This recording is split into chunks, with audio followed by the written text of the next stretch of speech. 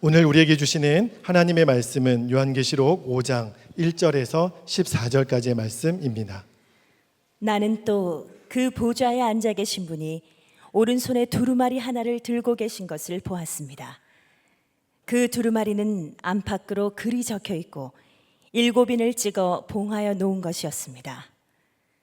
내가 보니 힘센 천사가 큰 소리로 이 봉인을 떼고 두루마리를 펴기에 합당한 사람이 누구인가 하고 외쳤습니다. 그러나 두루마리를 펴거나 그것을 볼 수 있는 이는 하늘에도 없고 땅 위에도 없고 땅 아래에도 없었습니다. 이 두루마리를 펴거나 볼 자격이 있는 이가 하나도 보이지 않으므로 나는 슬피 울었습니다. 그런데 장로들 가운데서 하나가 나에게 울지 마십시오. 유다 지파에서 난 사자 곧 다윗의 뿌리가 승리하였으니 그가 이 7봉인을 떼고 이 두루마리를 펼 수 있습니다 하고 말하였습니다. 나는 또 보좌와 네 생물과 장로들 가운데 어린 양이 하나 서 있는 것을 보았는데 그 어린 양은 죽임을 당한 것과 같았습니다.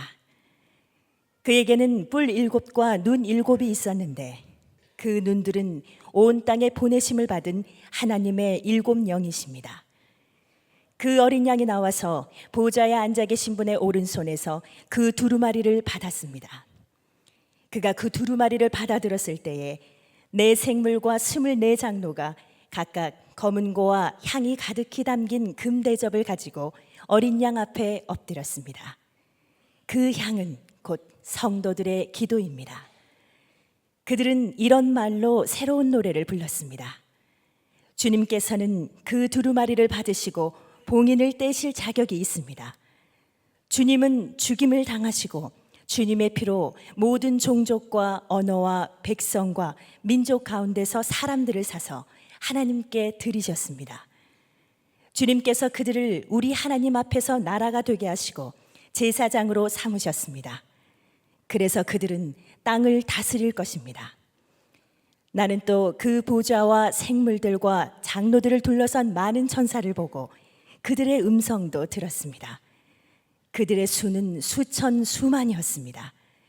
그들은 큰 소리로 죽임을 당하신 어린 양은 권세와 부와 지혜와 힘과 존귀와 영광과 찬양을 받으시기에 합당하십니다 하고 외치고 있었습니다. 나는 또 하늘과 땅 위와 땅 아래와 바다에 있는 모든 피조물과 또 그들 가운데 있는 만물이 이런 말로 외치는 소리를 들었습니다. 보좌에 앉으신 분과 어린 양께서는 찬양과 존귀와 영광과 권능을 영원무궁하도록 받으십시오. 그러자 네 생물은 아멘하고 장로들은 엎드려서 경배하였습니다. 오늘 이 시간에 저는 여러분들이 다 눈이 열려서 요한처럼 하늘을 바라보는 은혜가 있기를 축복합니다. 요한계시록은 모든 성도들에게 하늘을 바라보는 눈을 열어주려고 하나님이 주신 책입니다. 우리가 믿음으로 제대로 살아가려면 어떤 어려움과 또 고난의 형편 속에서도 하나님 말씀대로 살 수 있는 힘은 우리 눈이 열려서 하늘을 바라볼 때 오게 됩니다. 그래서 성령께서 요한을 사로잡아서 하늘을 바라보는 눈을 열어준 겁니다. 요한이 보니까 하늘이 열리고 그리고 말할 수 없는 영광스러운 하나님의 보좌와 그 위에 앉으신 하나님을 보았습니다. 그리고 네 생물과 24 장로와 수많은 천사들이 하나님께 찬양과 경배를 드리는 너무나도 장엄한 천상의 예배를 요한이 보았습니다. 그걸 보고 난 요한이 여전히 로마 제국을 두려워할 수 있었겠습니까? 그 놀라운 광경을 보았던 요한이 여전히 교회가 무너질까 봐 걱정했겠습니까? 말도 아니죠. 아마 요한은 담대함을 얻었을 것입니다. 그런데 이 요한계시록 5장에 가면 요한이 또 본 게 하나가 있는데 그것은 하나님의 오른손에 두루마리 하나가 있다는 것을 보았습니다. 이 두루마리는 이제 하나님께서 온 세상을 심판하시고 성도들을 구원해 주실 모든 과정이 기록되어 있는 책입니다. 이제 성령께서 요한에게 하늘을 보여주시고 하나님과 그리고 수많은 천사들과 천상의 예배를 보여주시고 난 다음에 이제 앞으로 일어나게 될 하나님의 심판과 성도들의 구원 과정을 요한에게 보여주시려고 하는 거죠. 아마 요한은 굉장히 흥분되고 또 놀라웠을 것입니다. 왜냐하면 그토록 알고 싶었던 것이기 때문에 그랬습니다. 예수님이 이 땅에 계실 때 제자들이 물었던 거예요. 하나님의 나라가 언제 어떻게 임합니까? 이제 그 비밀을 알 수 있는 순간이 오게 된 거죠. 그런데 안타깝게도 이 두루마리는 7 봉인으로 봉인되어져서 누구도 펼쳐볼 사람이 없었습니다. 그 사실을 알고 요한이 슬피 웁니다. 여러분, 그때 요한의 심정을 이해하실 수 있겠습니까? 이 세상에서 성도들이 핍박을 당하고 교회가 말할 수 없는 고난에 처해져 있습니다. 수많은 사람이 순교를 합니다. 그때 요한의 마음의 심정에 하나님이 이것이 언제까지 이렇게 해야 됩니까? 언제쯤이면 우리에게 신앙의 자유를 주시고 그리고 하나님의 자녀들을 주님이 구원하고 지켜주시겠습니까? 그런 마음의 갈망이 간절했잖아요. 이제 근데 그 비밀을 알 수 있는 바로 그 순간이 왔는데 그 두루마리를 펼쳐서 하나님의 심판을 집행할 사람이 없다는 것을 알고 얼마나 그가 마음이 안타깝고 괴로웠겠습니까? 그때 24장로 중에 한 장로가 요한에게 슬퍼하지 마라, 울지 마라. 사람으로서는 이 두루마리를 펼 사람이 없지만 그러나 이 두루마리를 펼쳐낼 이가 있다 하고 하는 말씀을 합니다. 그때 요한이 다시 한번 눈을 들어 보니까 하나님의 보좌 앞에 어린 양이 있음을 보았다고 그랬습니다. 그 어린 양을 보는 순간에 요한은 그분이 예수님이신 것을 금방 알았습니다. 왜냐하면 십자가에서 죽임을 당하실 때 그때 가졌던 고난의 흔적을 그대로 가지고 계셨기 때문에 6절에서는 이렇게 말합니다.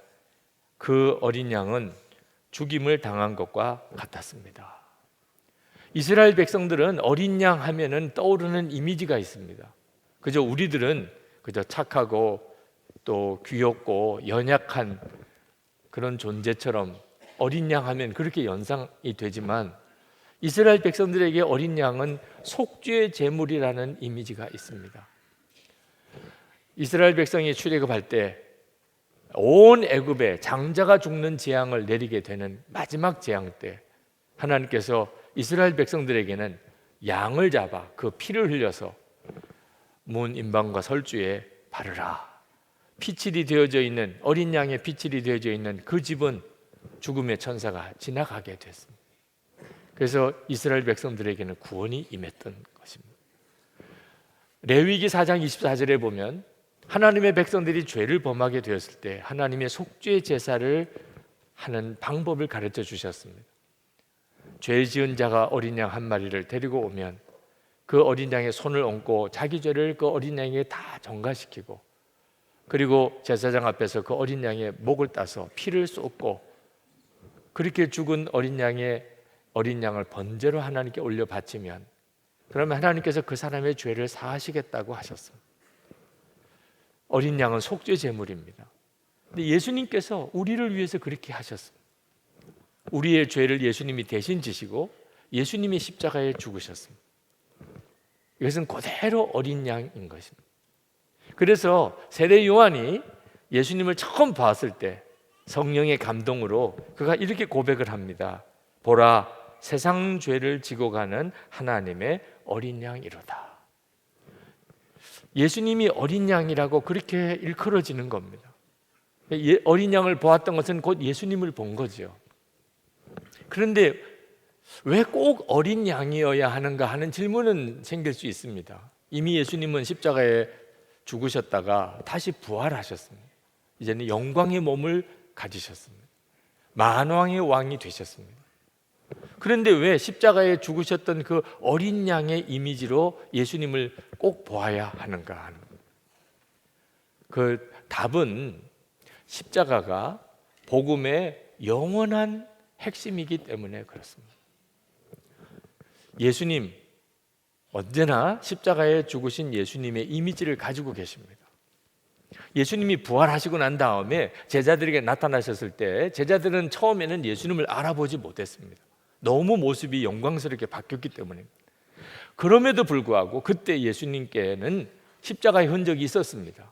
손에 못자국이 있었고 옆구리에 창자국이 있었습니다.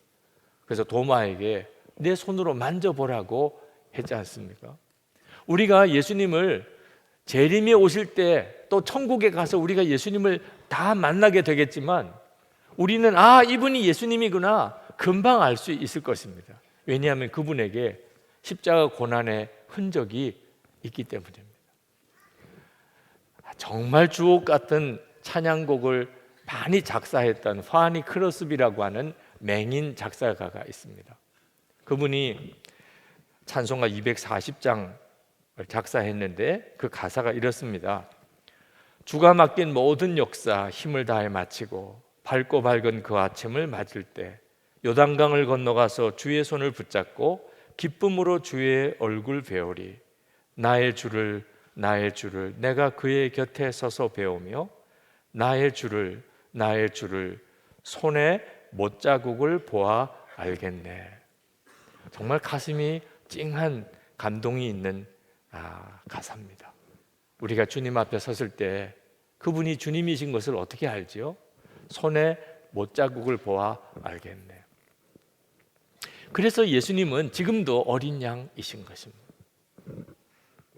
7절 말씀에 보면 하나님께서 어린 양에게 두루마리를 넘겨주십니다. 그 말은 이제 온 세상의 심판의 권세를 그 어린 양 예수님에게 주셨다는 의미입니다. 예수님께서 그 두루마리를 받으셨을 때 네 생물과 24장로가 예수님 앞에 엎드려서 경배하는데 검은 거와 향을 담은 금 대접을 가지고 예수님 앞에 엎드렸다고 그랬습니다. 근데 이 향이 뭐냐면 성도의 기도라고 했습니다. 8절 하반절에 보면 그 향은 곧 성도들의 기도입니다. 여러분, 우리 예수 믿는 사람들이 세상에 사는 동안 사람들로부터 무시당하기도 하고 때때로는 따돌림도 당하고 어떤 때는 핍박을 당하지만 성도들의 기도는 하나님 앞에서 금대접에 담겨질 정도로 존귀하게 여김을 받는다는 사실을 잊으시면 안 됩니다. 우리들의 기도를 통하여 하나님의 역사가 이루어지는 것입니다. 어느 집사님이 민족 통일을 위해서 기도를 하고 있는데 믿지 않는 남편이 빈정거리더래요. 야, 기도하면 통일이 되냐? 하나님을 안 믿는 사람에게는 정말 그럴 것 같아요. 하나님 안 믿는 사람에게는 우리들이 하나님께 통일을 이루어 달라고 기도하는 것이 정말 쓸데없는 일처럼 느껴질지 모르겠어요. 그때 그 집사님이 속으로 하나님께 그렇게 기도했답니다. 하나님, 하나님의 실력을 좀 보여주세요. 근데 어제 하나님이 진짜 실력을 보여주신 것 같았어요. 신마띠아 선교사님 탈북자들을 돕다가 중국에서 체포되어서 재판을 받고 계시던 신마띠아 선교사님 네 분이 어제 찾아오셨습니다. 그렇게 우리가 같이 기도했잖아요. 지난 8월 5일 신마띠아 선교사님이 공안에 체포가 되고 재판을 받게 되고 잘못하면 오래 중국 감옥에서 살아야 되는 소식을 듣고 그때부터 매일 저녁 합심 기도 때마다 신마띠아 선교사님의 석방을 기도했었습니다. 그러기를 4개월, 정말 기적같이 주변 사람들이 다 기적이라고 할 만한 그런 석방 소식을 듣고 한국으로 왔습니다. 추방 조치를 받고 한국으로 오셨죠. 만나서 같이 대화하고 기도하는데 정말 눈물이 나더라고요. 기도한 사람만 느끼는 기쁨일 것 같습니다. 이면수 목사님 석방 때 하나님께서 우리의 기도를 격려해 주신 느낌을 받았는데 신마띠아 선교사님을 통해서 하나님이 또다시 우리가 계속 기도하라고 말씀하시는 것 같았습니다. 성도들의 기도는 존귀한 것입니다. 예수님께서 두루마리를 이렇게 받으시자 내 생물과 24장로가 찬양을 드립니다. 새 노래로 주님을 찬양했습니다. 그러자 수천과 수만의 천사들이 크게 외치면서 또 주 예수님을 찬양했습니다. 그리고 이어서 이 세상에 있는 모든 피조물도 소리를 다하여 찬양했다고 9절부터 13절까지 말씀하고 있습니다. 그 장면을 기록하는 요한은 얼마나 가슴이 떨렸을까? 어린 양 예수님에게 들려지는 그 찬양을 가사 하나하나를 기록한 요한의 가슴은 얼마나 황홀했을까? 여러분, 어린 양 예수 잊으시면 안 됩니다. 이건 너무나도 황홀한 이름입니다. 우리가 어린 양 예수를 바라보게 된다면 우리의 삶 속에 어떤 어려움과 고통과 또 시련이 있다 하더라도 우리는 능히 일어날 수 있습니다. 주님을 바라보는, 어린 양 예수님을 바라보는 눈이 열리고 나면 모든 질문은 다 사라집니다. 충분합니다, 하나님. 다 알겠습니다, 하나님. 어떤 처지와 어려움과 답답함이 있었다 하더라도 완전한 답을 얻게 됩니다. 도대체 그러면 어떻게 어린 양 예수님을 우리가 볼 수 있습니까? 요한은 하늘에 올라가서 거기서 어린 양 예수님을 보았습니다.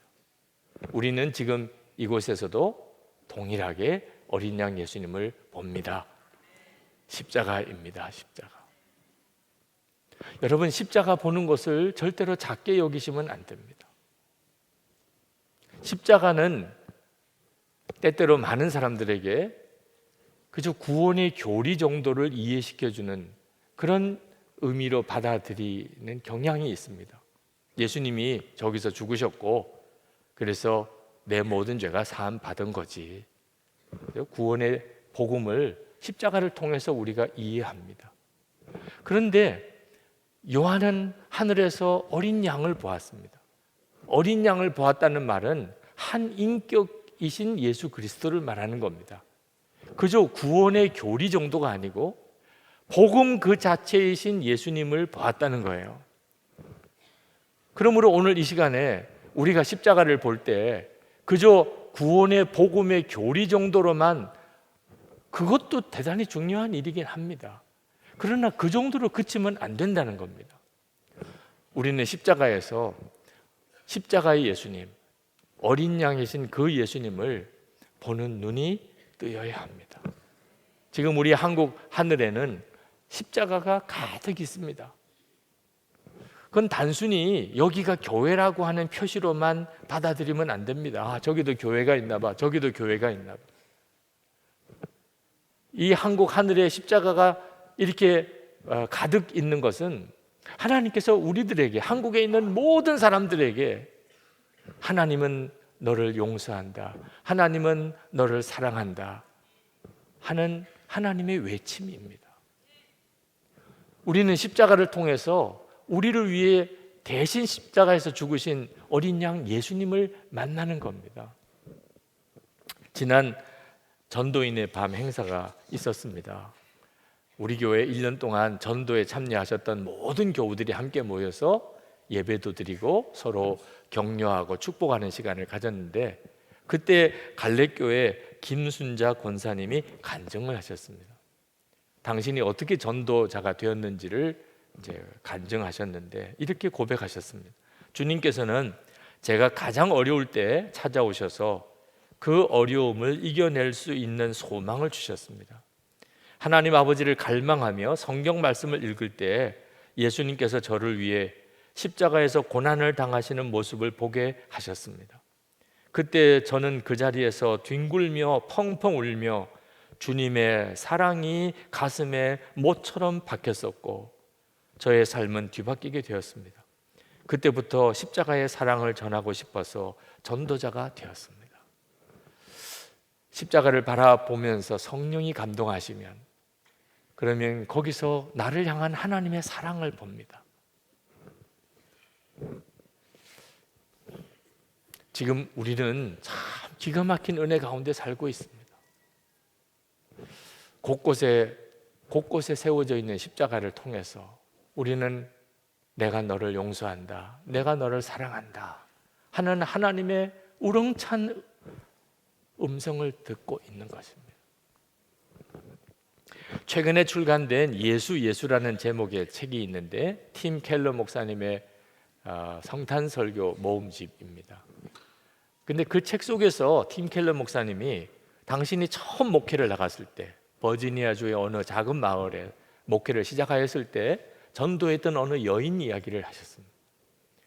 그 마을 사람들의 수준에는 잘 안 맞는 아주 가난하고 아주 우울한 삶을 사는 여인이 있었는데 그는 아주 품행이 안 좋았던 여자고 지금 한 아이를 데리고 홀로 살고 있는 그런 처지였습니다. 사람들은 그 여인을 손가락질하고 있었습니다. 그 여인을 찾아가서 전도를 했습니다. 예수 그리스도를 전했고 그는 기쁨으로 예수님을 영접했습니다. 그런데 일주일 뒤에 찾아갔더니 울고 있었습니다. 왜 우느냐고 그랬더니 내가 언니에게 전화해서 내가 예수님을 믿었다고 그랬더니 언니가 빈정거렸다는 거예요. 언니가 그러는 거예요. 그게 무슨 소리야? 그 목사가 하는 말이 평생을 너처럼 미련하고 부도덕한 짓만 저지른 사람도 죽기 5분 전에 회개하고 예수만 믿으면 그냥 구원받는다는 거야? 정말 착하게 살지 않아도 천국에 간다고? 절대로 못 믿어. 정신 차려. 너도 절대로 믿어서는 안 돼. 언니의 말을 듣고 그만 낙심이 돼버렸어. 그렇지, 나 같은 자가 어떻게 하나님의 딸이 되고 구원받을 수 있겠어. 그 언니는 아무 자격도 없는 사람, 정말 죄밖에는 지은 게 없는 것 같은 그런 사람이 하나님이 사랑하시고 그래서 그에게 구원의 문을 열어주셨다는 이 복음은 도무지 신뢰할 수도 없고 너무 위험하고 어리석은 것이라고 생각하고 있었어요. 목사님이 낙심해서 울고 있는 그 여자에게 성경을 읽어주었습니다. 성경을 읽어보니까 목사님이 전해주었던 복음이 맞아요. 자기는 도무지 믿을 수가 없는, 언니는 정말 더 믿지 못하는, 주님은 나처럼 지극히 작고 연약하고 그리고 죄 많은 그런 자를 구원하시려고 이 땅에 오신 구주이시구나. 말씀에 분명히 나와 있는 거예요. 그래서 다시 기쁨을 회복했다는 그런 이야기를 책에서 쓰셨습니다. 여러분, 예수님의 십자가, 어린 양 예수님, 우리를 향한 하나님의 용서의 선언입니다. 하나님이 나를 사랑하신다는 확증입니다. 우리가 전에는 돌아갈 곳이 없었어요. 실패했을 때 어디로 가지요? 낭망했을 때, 너무 슬플 때 갈 데가 없었어요. 근데 이제는 예수님 안에서 우리는 갈 데가 있어요. 십자가입니다. 내가 실패했을 때 돌아갈 곳이 있어요. 십자가예요. 내가 너무 슬플 때, 내가 너무 좌절했을 때, 사람들이 다 나를 손가락질할 때, 그때도 우리는 어린 양 예수님에게로 갈 수 있습니다. 그리고 가야 합니다. 왜냐하면 예수님만이 우리를 다시 일으키실 수 있어요. 우리의 모든 죄를 씻으시고 다시 시작하게 해주시고 우리에게 힘을 더하시고 어떤 두려움과 어려움도 능히 이기게 해주시는 것입니다. 여러분, 아주 특별히 맛있는 음식을 맛보았다면 거기에는 그 요리사가 그 요리사만이 가지고 있는 특별한 양념이 있습니다.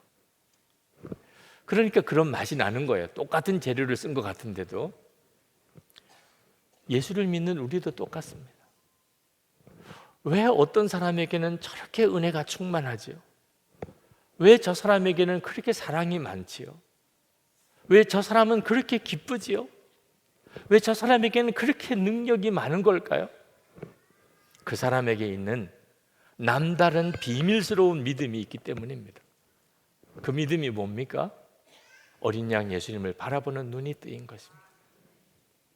어린 양 예수님을 바라보는 눈이 뜨이고 나면 낙심할 일도 없고 섭섭할 일도 없고 미워할 것도 없고 절망할 것도 없고 기쁨이 충만해지는 것입니다.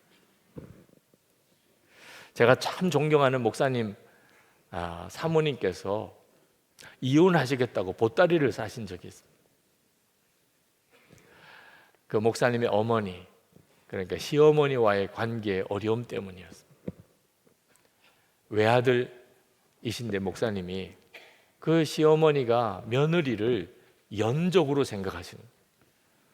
아들을 둘러싸고 두 여인이 대립하는 구조죠. 사모님은 얼마나 힘들었는지 대나무 꽃창이 같이 그렇게 말랐습니다. 도무지 더 살 수가 없을 것 같았어요. 그래서 이혼하자고 보따리를 싼 겁니다. 그런데 목사님의 말 한마디에 그 보따리를 푸셨다는 거예요. 목사님이 이렇게 이야기를 하셨답니다. 당신 힘든 것 다 압니다. 당신이 보따리 싼 것도 충분히 이해합니다.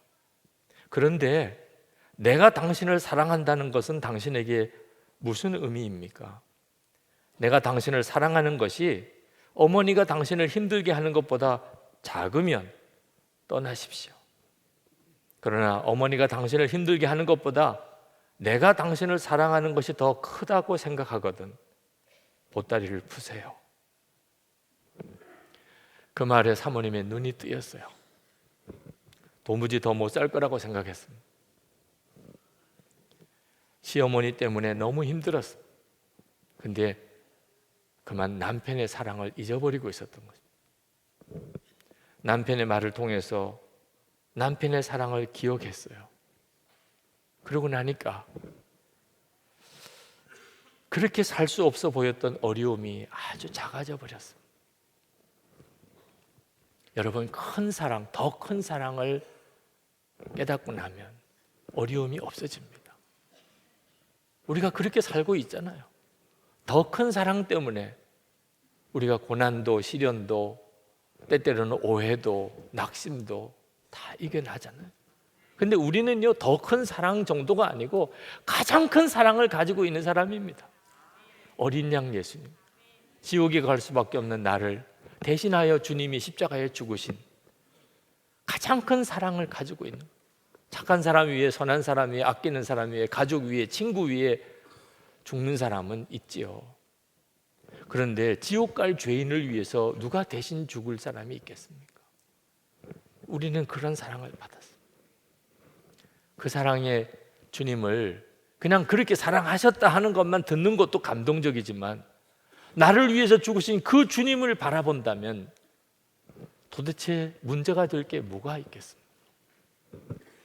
미 우주 왕복선 콜럼비아호가 지구를 귀환하다가 폭발한 적이 있습니다. 그래서 7명의 우주인이 죽었습니다. 그 중에 릭이라고 하는 우주인이 있었는데 그 아내 에블린의 이야기가 가이드 포스트 커버 스토리에 실렸습니다. 에블린이 이렇게 고백했습니다. 우주 왕복선 콜럼비아호가 폭발하는 순간 내 삶도 하늘에서 송두리째 산산이 조각났다. 엄마, 내 수학 숙제는 누가 도와주나요? 내가 결혼할 때 누가 날 데리고 입장하는 거지요? 하며 울부짖는 딸 아이에게 난 아무런 대답도 하지 못하고 끌어안아만 주었다. 난 지금까지 남편이 없는 미래를 한 번도 상상해 보지 않았다. 처음 경험하는 큰 충격과 절망감이었다. 그런데 그때 내 마음 깊은 곳에서 나지막한 음성이 들려왔다. 인생의 어려운 시절마다 한결같이 위안을 주던 주님의 음성이었다. 주님은 넌 헤쳐나갈 수 있다고 말씀하셨다. 그렇다. 우리 결혼 생활의 중심에는 우리의 사랑보다 더 큰 사랑이 함께하고 있었다. 난 그 큰 사랑, 그 조건 없는 사랑을 언제나 의지해 오지 않았던가. 그 사랑은 내가 울부짖는 순간에도 여전히 나와 함께하고 있었다.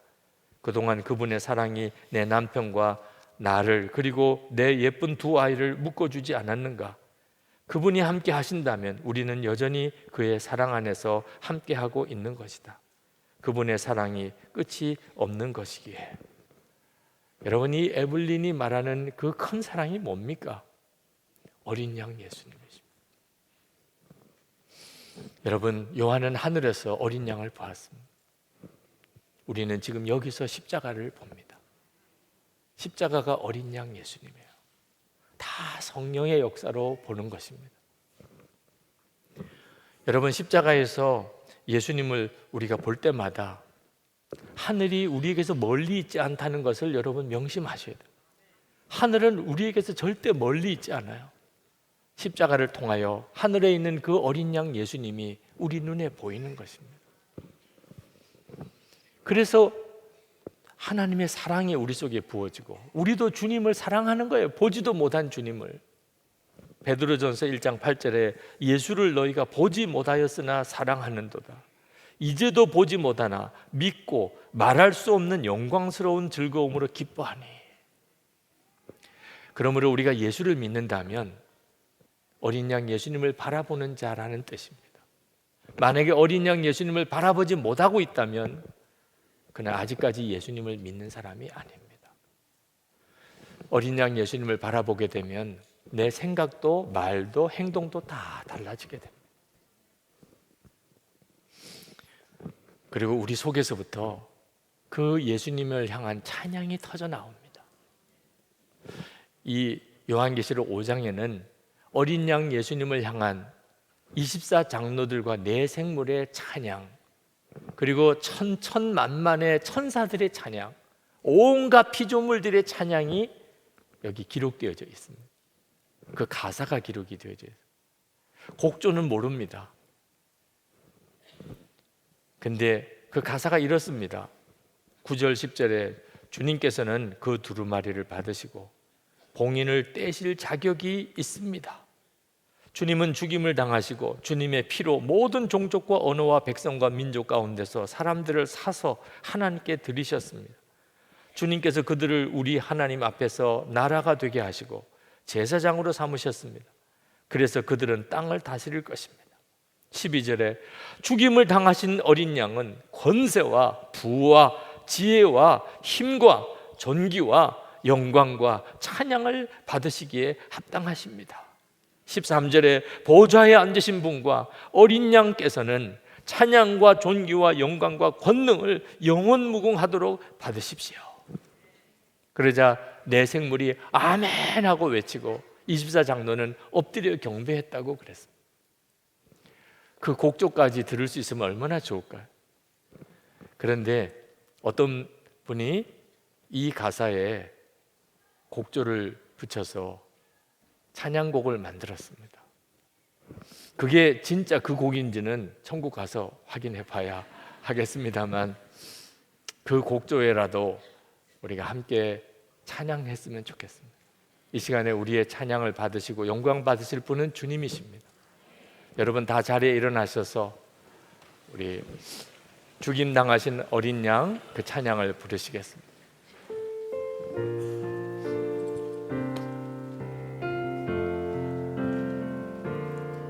죽임 당하신 어린 양 모든 족속과 방언 백성과 나라 가운데서 우리를 뒤로 사서 하나님께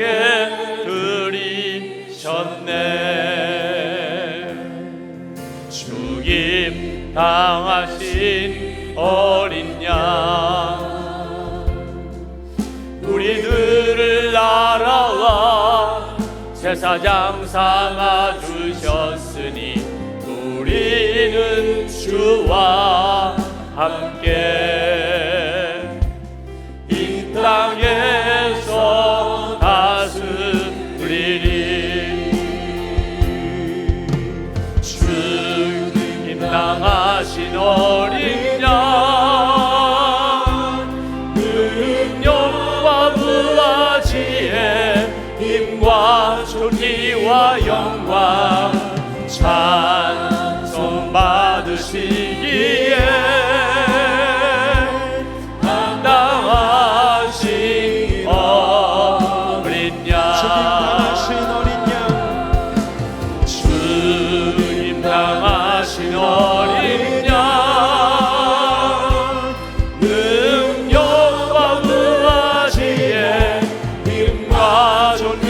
위와 영광 찬송 받으시기에 합당하신 어린 양. 여러분 기도하십시다. 어린 양 예수님을 바라보는 그 눈을 열어주시기를, 그리고 항상 어린 양 예수님을 찬양하며 승리하는 삶을 살게 해주시기를 우리 다 같이 주여 한번 부르짖고 기도하겠습니다. 주여! 할렐루야. 그리고 놀라우신 하나님의 은혜 찬양합니다. 아버지 하나님, 이 시간에 사랑하는 성도들 위해 하나님의 놀라운 은혜로 성령의 용자로 요한이 보았던 하늘에서의 어린 양 예수님 십자가를 통하여 우리도 보게 하여 주시기를 원합니다. 지금도 우리와 함께 하시고 하나님 우리 가운데 보호하시고 동행하시는 주님, 어린 양 주 예수님, 하나님의 말할 수 없는 용서, 말할 수 없는 하나님의 사랑에 감사하며 감격하며 찬양하는 사랑하는 성도들 위해 머리에 손을 얹어주셔서 슬픔에서 일어나고 좌절에서 일어나고 낙심에서 일어나고 실패에서 일어나고 육신의 질병에서 일어나고 하나님 불화에서 일어나고 하나님 좌절 가운데 절망 가운데 두려움과 염려 속에 일어나게 하여 주시기를 원합니다. 놀라우신 하나님의 은혜를 감사합니다. 찬양합니다. 할렐루야.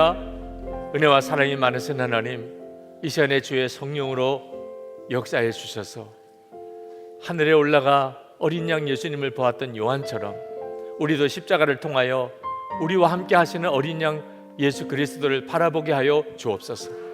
성도들의 심령의 눈이 열려 우리와 함께 하시는 주님, 사랑한다, 용서한다, 선포하시는 주님 앞에 서게 하여 주옵소서.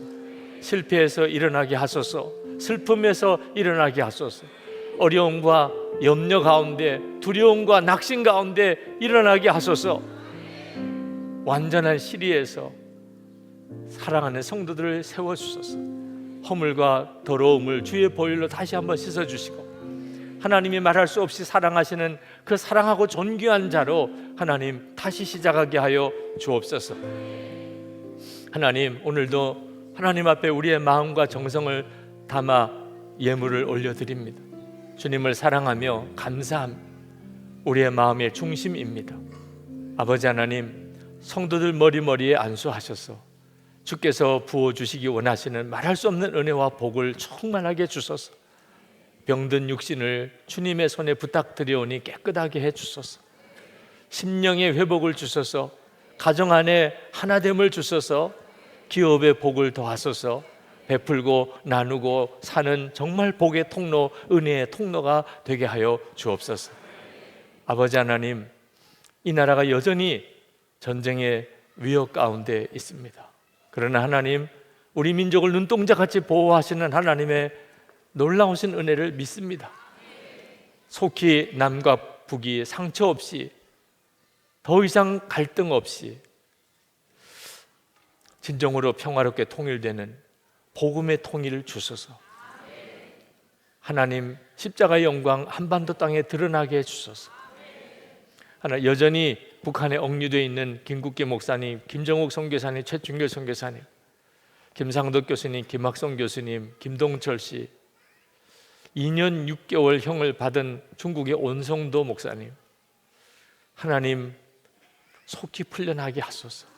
중국 대륙을 너무나 고통스럽게 떠돌고 있는 탈북자들 속히 구원받을 길을 열어 주옵소서. 세계 열방에 나가 있는 선교사님들 동일하게 눈을 열어 하늘과 어린 양 예수님을 보게 하시고 힘없게 하소서.